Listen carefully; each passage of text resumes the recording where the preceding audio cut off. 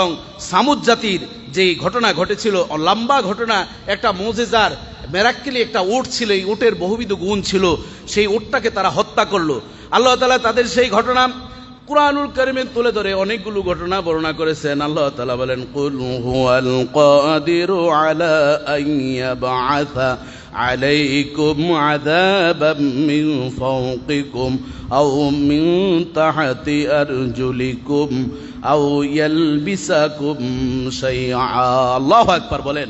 বাবাজি বন্ধুরা আমার, আল্লাহ তাআলা বলেন আল্লাহ সক্ষম আন ইয়াবআসা আলাইকুম আযাবাম মিন ফাওকিকুম, তোমাদের শিলাবৃষ্টি উপর দিক থেকে আল্লাহ দিতে পারেন, মিন তাহাতি আরজুলিকুম ভূমিকম্পের মাধ্যমে গজব দশ নামাতে পারেন, এবং আও ইয়ালবিসাকুম ঝড়ো হাওয়া দিয়ে আল্লাহ তাআলা ইউজিকা বাদাকুম এভাবে সাথ দিয়ে এই ঝড়ো হাওয়া, শিলাবৃষ্টি এবং ভূমিকম্পের মাধ্যমে এই ধরনের একটির পর একটি গজবের মাধ্যমে যে কোনো মুহূর্তে এই পৃথিবীর সব জাতিকে ধ্বংস করে দেওয়ার ক্ষমতা রাখেন কে? আল্লাহ। ভূমিকম্প বাড়ছে না কমছে? ঢাকাতে তো ভূমিকম্প নাই, আছে? পৃথিবীর ভিতরে সবচেয়ে ঝুঁকিপূর্ণ ৩য় নম্বর রুল হচ্ছে ঢাকার শহর। এতে খুশি না বেজার? বেজার। কিন্তু চেহারায় তো কই বেজার না, ভালোই আছেন যে আমার তো এখনো কিছু হয় না। এক রানা প্লাজা নিয়ে সারা বাংলাদেশের শক্তি শেষ, আর 5 রানা প্লাজা যদি, শ্যামলী প্লাজা স্কোয়ার যদি একবার নড়াচড়া দেয়, তাহলে গোটা বাংলাদেশ না আশেপাশের দেশে এসে আপনাকে রক্ষা করতে পারবে। যার যার দেশ, যার যার শক্তি, নিজেই স্বাবলম্বী হতে হবে। এই জন্য কিছু টপিকস রয়েছে। যাই হোক, নূহ আলাইহিস সালামের জাতি মূর্তি পূজার মাধ্যমে যখন লিপ্ত হয়েছে, বন্যায় প্লাবন হয়ে মানচিত্র থেকে ডিলেট হয়েছে, মূসা আলাইহিস সালামের জাতিরা যখন আল্লাহকে ভুলে গিয়ে ফেরাউনকে রব্বুকুমুল আলা শ্রেষ্ঠ খোদা বলেছেন, 4টা গজব আসলো, খাবার খেতে বসতো, খাবারগুলো ব্যাঙ্গের মতন লাফিয়ে চলে যেত। 2য় নম্বর আযাব, খাবার খেতে বসতো, উকুন হয়ে যেত তাদের খাবার। 3য় নম্বর আযাব এসছে, খাবার খেতে বসেছে কাচ্চি বিরিয়ানি, দেখতেছে কাচ্চি বিরিয়ানি গোটা 1 প্লেট রক্তে পরিণত হয়েছে। নাউজুবিল্লাহ বলবেন না? ভয় লাগে না আমাদের? খুব সাবধান। একটা তেলাপোকা বা একটা তেলাপোকার যদি কোনো একটু লাদি বা কিছু পাওয়া যায়, মাথা নষ্ট হয়ে যায়, একটা চুল যদি কোনো রকম পাওয়া যায়, তাহলে ওই বিবি সাহেবের অবস্থা খারাপ হয়ে যায়, আর সেখানে রক্ত, ব্যাং, উকুন হয়ে যেত। 4 নম্বর আল্লাহ তাআলা আযাব দিয়েছেন, গোটা জাতিকে পানির নিচে ডুবিয়ে দিয়েছেন। ঈসা আলাইহিস সালামের জামানায় দুরারোগ্য এসেছিল।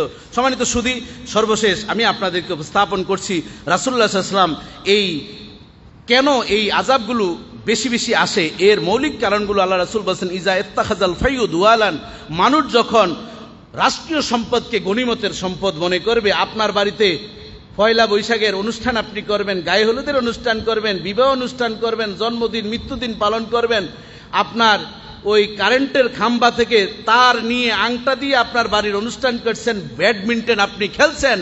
আল্লাহ রাসূল বলেন, ইত্তাখাযাল ফাইয়ু দুয়ালান, রাষ্ট্রীয় সম্পদকে যখন নিজের সম্পদ মনে করবে, তখনই তোমরা এই তাপদা গজবের অপেক্ষা করো। জোরে জোরে বলেন নাউজুবিল্লাহ। রাষ্ট্রীয় সম্পদ, কারেন্ট, বিদ্যুৎ, গ্যাস, পানিকে অনেকে আমরা নিজের মনে করি, কি করি না?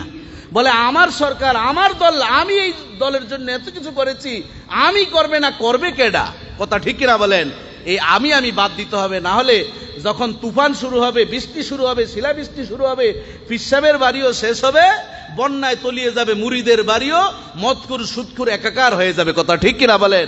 এজন্য সকলের সচেতন হতে হবে। বলে আমানাতু মাগনামান, লুটতরাজ মনে করবে আমানত রেখেছে, এতিমের সম্পদকে নিজের সম্পদ মনে করবে। ও যাকাতু মাকরামান, যাকাতকে জরিমানা মনে করবে। অতু আল্লিমু লিগাইরিদ দ্বীন, মানুষ এলেম অর্জন করবে আল্লাহর দিন, রাসূলের দিন মানে প্রসারের জন্য নয়, টাকা কামানের ধান্দার জন্য। সেটা এখন আমাদের ওয়াজ মাহফিল আলেম ওলামার ভিতরে আছে না নাই? আমরা আলেম ওলামারা এখন ওয়াজ মাহফিল করি, এমন ভাবে ভাইরাল হই। একটা বক্তা কয়দিন আগে চুলের ভিতরে রং করছে, রং করে সে ভাইরাল হয়েছে।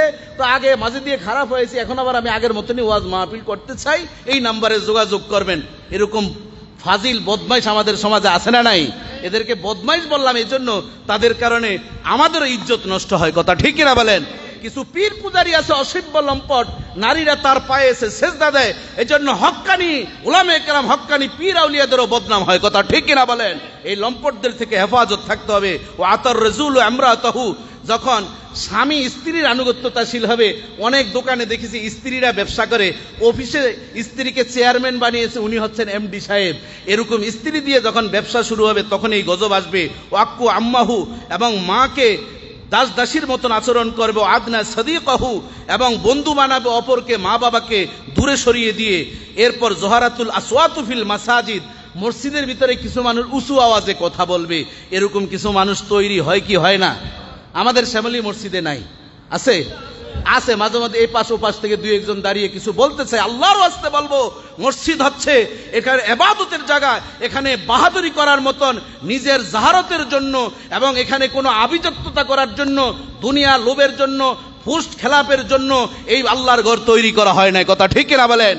মসজিদে কথা হবে এই মিম্বার থেকে, মেহরাব থেকে, সাইড থেকে কোনো কথা হবে না। আল্লাহ রাসূল বলছেন, যখন মসজিদে উচ্চ স্বরে যদি কেউ কথা বলে, এই আল্লাহর গজব, তাপদা, অনাবৃষ্টি শুরু হয়ে যাবে। ওয়াসাদা কবিলাহু ফাসিকুহুম, গ্রামে শহরের যেই মানুষগুলো যাদের কোনো নাম গদ্য নাই, তারা হবে বড় বড় নেতা সেজে যাবে।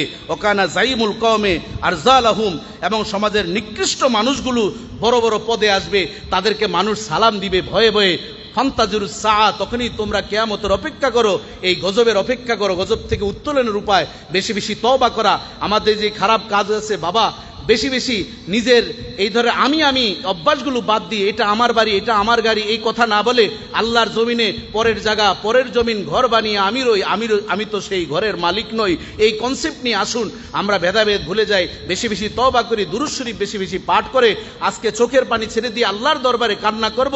আজকে কত জায়গায় গত 2 দিন নামাজ হয়েছে, কত আলেম ওলামারা নামাজ হয়েছে, আমার নিজের লজ্জা মনে হয়। আগে বহু হক্কানি আল্লাহর ওলিরা দেখেছি নামাজ পড়েছেন, তারা ভিজে এরপর বাড়িতে গিয়েছেন। কথা ঠিক কিনা বলেন? আল্লাহ আমাদের উপরও অসন্তুষ্ট হয়েছেন। আসুন আমরা আজকে আল্লাহর দরবারে কায়মানুমাত নিয়ে আল্লাহ রাসূলের ওসিলা দিয়ে আমরা দোয়া করব। কেহ আজকে যাবেন না, বিশেষভাবে দোয়া মোনাজাত হবে। এই বিষয়গুলো আমরা পাপগুলো ছেড়ে দিই, বেশি বেশি ইস্তিগফার পাঠ করি, দুরূদ শরীফ পাঠ করি। আল্লাহ তাআলা আমাদের উপর রহম দান করুক। যারা সুন্নত